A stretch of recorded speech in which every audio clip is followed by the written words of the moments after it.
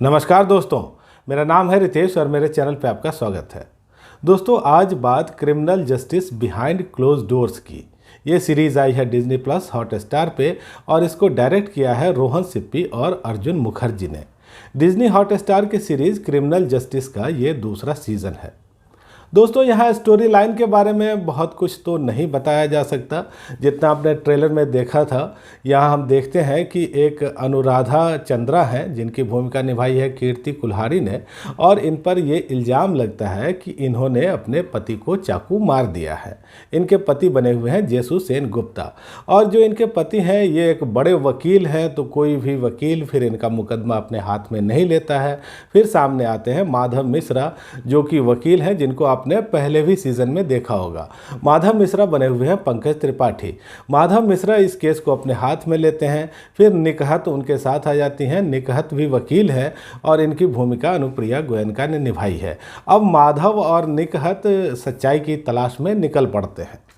दोस्तों, यहाँ जो कहानी रखी गई है वो अच्छी कहानी है, और सबसे इम्पॉर्टेंट बात यह है कि यहाँ एक महत्वपूर्ण मुद्दे को उठाया गया है।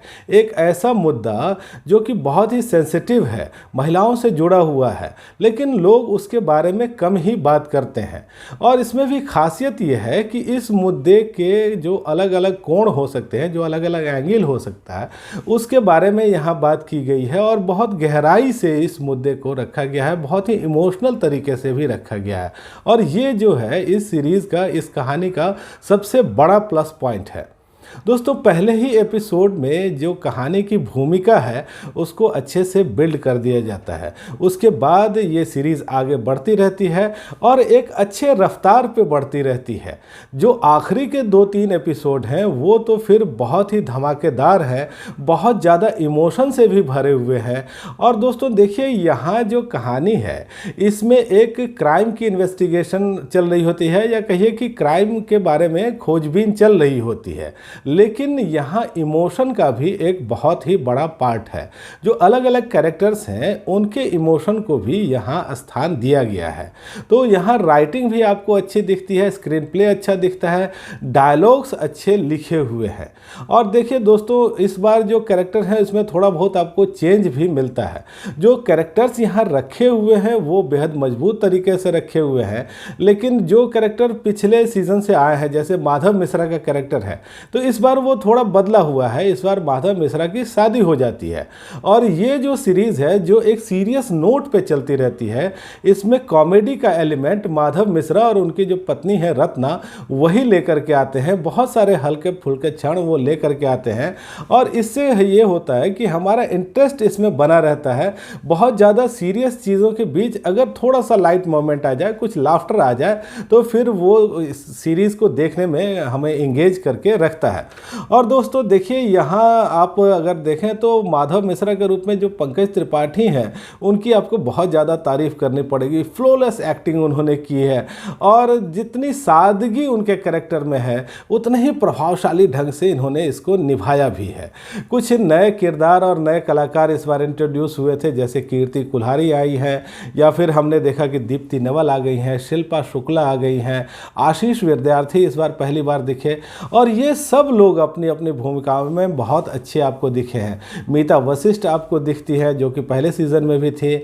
और यहाँ दोस्तों एक और नाम लेना पड़ेगा, वो नाम है खुशबू अत्रे का, जो कि पंकज त्रिपाठी यानी कि माधव की पत्नी बनी हुई है। और ये सभी कलाकारों ने अपना काम अच्छे ढंग से किया है। दोस्तों, इस सारी अच्छी अच्छी बातों में एक दो चीज़ें ज़रूर है जो थोड़ा खटकती हैं।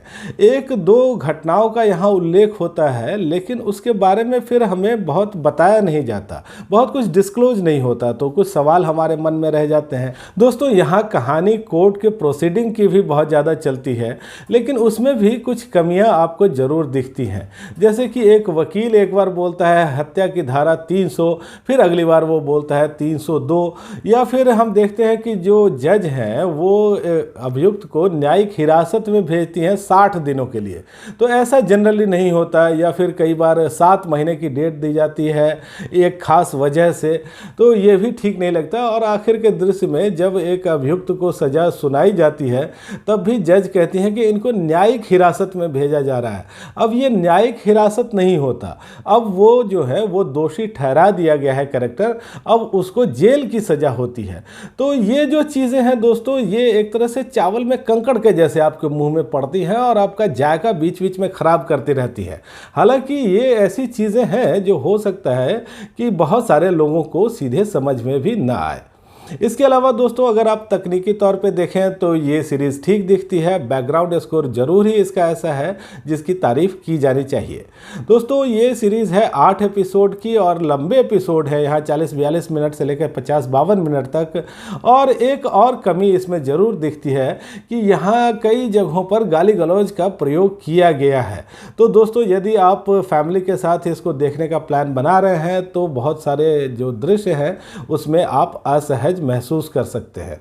तो दोस्तों कुल मिलाकर ये कि ये सीरीज़ एक अच्छी सीरीज़ है, एक इंटरेस्टिंग सीरीज़ है, उसके साथ साथ एक इम्पॉर्टेंट सीरीज़ भी है, क्योंकि इसमें एक गंभीर मुद्दे को बहुत ही प्रभावशाली और बहुत ही अच्छे ढंग से उठाया गया है।